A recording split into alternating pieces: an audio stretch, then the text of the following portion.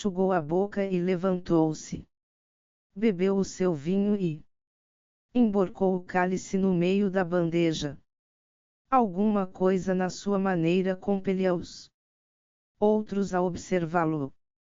Puxou uma pálpebra com um polegar, curvou a cabeça sobre a mão em concha e, com uma ligeira pressão, fez saltar o seu olho de vidro, provocando uma exclamação de pasmo da parte dos texarcanos.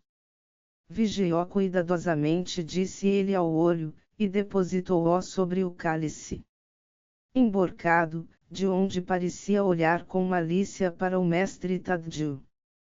Boa noite, meus senhores, disse alegremente na direção do grupo, e marchou para fora da sala. O oficial, que se irritara, murmurou uma praga e procurou desvencilhar-se das mãos dos seus camaradas. Levem-no de volta ao seu quarto e não o soltem enquanto não se tiver acalmado, disse-lhes o mestre. E vejam que ele não se aproxime daquele lunático. Estou desolado, disse ao abade, depois de o guarda, lívido, ter sido arrastado para fora. Não são meus subordinados e não posso dar-lhes ordens. Mas prometo que ele responderá por isso. Se recusar a pedir desculpas e deixar imediatamente a abadia, terá de bater-se comigo antes de amanhã à tarde. Não derramem sangue, pediu o padre. Isso não teve importância. Vamos esquecer tudo. Suas mãos tremiam e o seu rosto estava pálido. Ele terá de pedir desculpas e sair da abadia, insistiu o mestre Tadeu. Eu me proporei a matá-lo. Não se aflija que ele não ousará lutar comigo, pois, se ganhar, a Negan fará morrer no Pelourinho enquanto sua mulher será forçada. Ah! Mas deixemos isso. Ele se humilhará e partirá. De qualquer modo, estou profundamente envergonhado por ter acontecido uma coisa dessas. Devia ter mandado pôr o poeta para fora no momento em que entrou. Foi ele quem provocou tudo e não consegui detê-lo. A provocação foi clara. Provocação pela mentira imaginosa de um bobo errante. Josard reagiu como se as acusações do poeta fossem verdadeiras. Então você não sabe que eles estão preparando um relatório completo do valor militar da nossa abadia como fortaleza. A fisionomia do escolástico mostrou pasmo. Olhou de um padre para outro com um ar incrédulo. Será possível? Indagou depois de um longo silêncio. O abade, com a cabeça, indicou que sim. E o senhor permitiu que ficássemos. Não temos segredos. Seus companheiros podem fazer esse estudo, se assim o desejam. Não vou agora perguntar por que desejam tal informação. A conclusão do poeta, naturalmente, foi pura fantasia. Naturalmente, disse o mestre com voz fraca. Certamente o seu príncipe não ambiciona agredir esta região, como o poeta sugeriu. Certamente que não. E mesmo que ambicionasse, estou seguro de que, com o seu bom senso, compreenderia o valor da nossa abadia como celeiro da sabedoria antiga, maior certamente do que como fortaleza. Pelo menos, creio que haveria conselheiros sábios que o levassem a pensar assim. O mestre percebeu a súplica que havia na voz do padre e pareceu meditar nela. Mexendo de leve no seu prato e nada dizendo por algum tempo. Falaremos nisso outra vez, Antes que eu volte ao colégio, prometeu com calma. Um gelo caíra no banquete, mas os ânimos foram melhorando mais tarde, no pátio, quando o grupo cantou em conjunto. Na hora da conferência do escolástico. No salão, já ninguém se sentia contrafeito e o ambiente era cordial.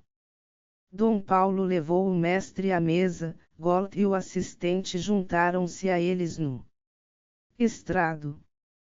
Vivas e aplausos acolheram a apresentação do mestre, feita pelo abade. O silêncio que se seguiu era como o que se observa num tribunal que aguarda o veredicto. O escolástico não era um orador nato, mas satisfez os monjas. Tenho-me surpreendido com o que encontrei aqui, disse ele. Há poucas semanas não teria acreditado, não acreditava que registros como os que vocês têm na memorabilia ainda existissem, depois da queda da última grande civilização. Mesmo agora é difícil de acreditar, mas as provas nos forçam a adotar a hipótese de que os documentos são autênticos. A sobrevivência deles é incrível, mas ainda mais fantástico, para mim, é o fato de que passaram despercebidos, até agora, a este século. Ultimamente tem havido homens capazes de apreciar seu valor potencial. Eu não sou o único. O que o mestre Kastler poderia ter feito com esses documentos durante a sua vida? Mesmo há 70 anos. O mar de rostos monásticos iluminou-se de sorrisos ao ouvir um homem de tão grandes danos, como o mestre, reagir assim favoravelmente à memorabilia. Paulo perguntou a si mesmo por que não teriam eles percebido o leve tom de ressentimento ou de suspeita na voz do orador. Se tivesse sabido da existência dessas fontes há 10 anos, estava ele dizendo, uma boa parte dos meus trabalhos de ótica teria sido desnecessária. Ah, pensou o abade então. É isso? Ou pelo menos, em parte. Ele está verificando que algumas das suas descobertas são apenas redescobertas e não está satisfeito. Mas certamente deve saber que, em toda a sua vida, não poderá ser mais do que um recuperador de trabalhos perdidos, por mais brilhante que seja, só poderá fazer o que outros fizeram antes dele. E assim será, inevitavelmente, até que o mundo atinja o alto grau de desenvolvimento de antes do dilúvio de fogo. Entretanto, era claro que o mestre Tadeu estava impressionado. Meu tempo aqui é limitado, continuou ele. Pelo que vi, presumo que será preciso 20 especialistas trabalhando por várias décadas, até que se possa tirar da memorabilia tudo o que contém de compreensível.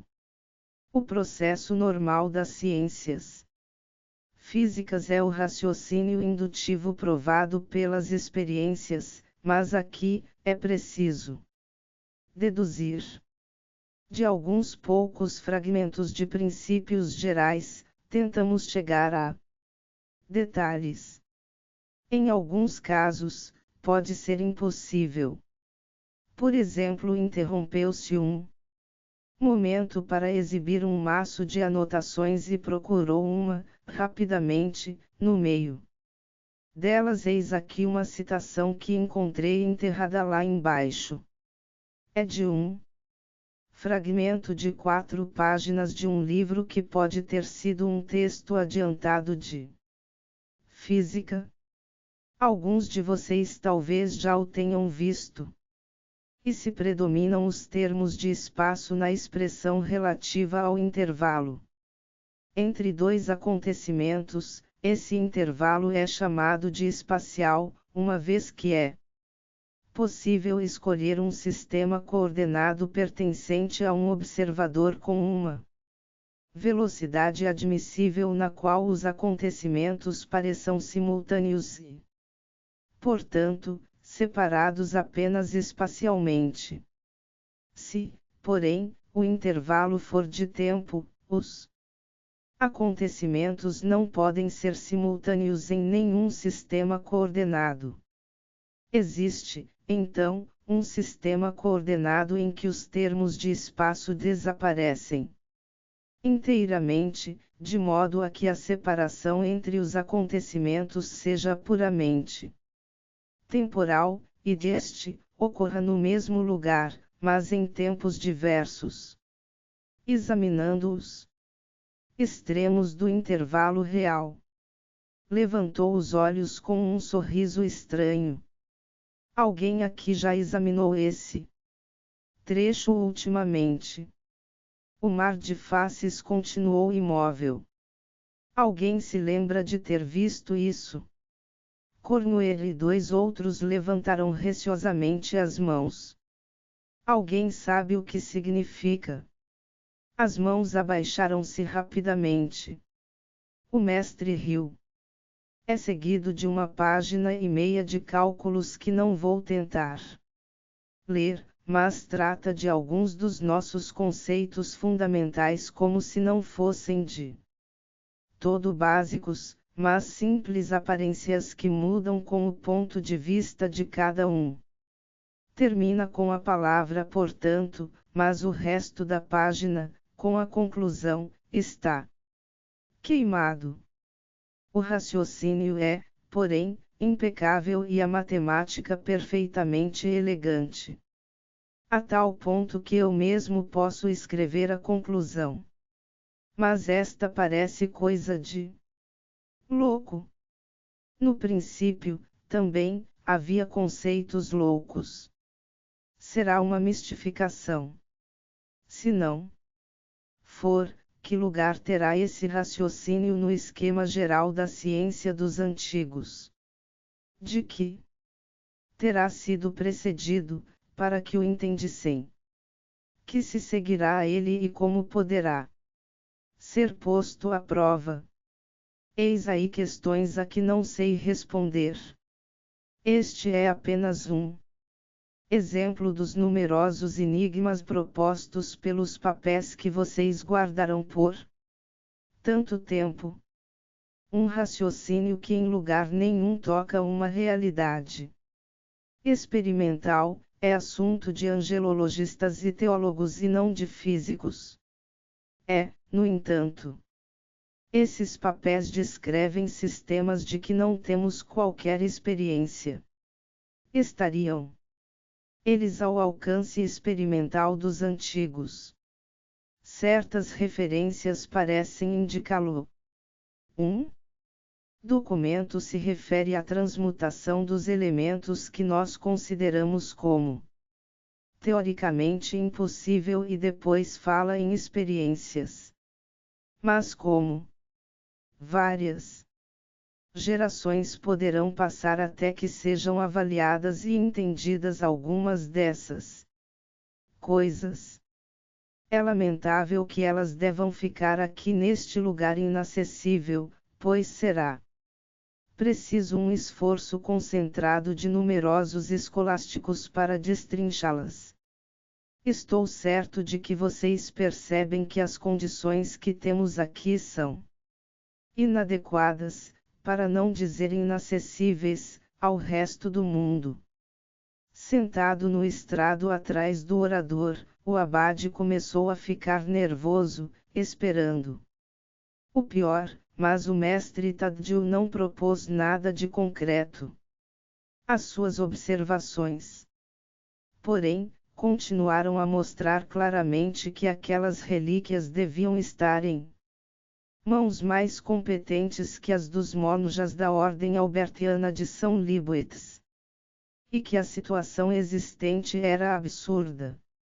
Dando-se conta, talvez, do crescente mal estar na sala, passou a falar dos seus estudos imediatos, que compreendiam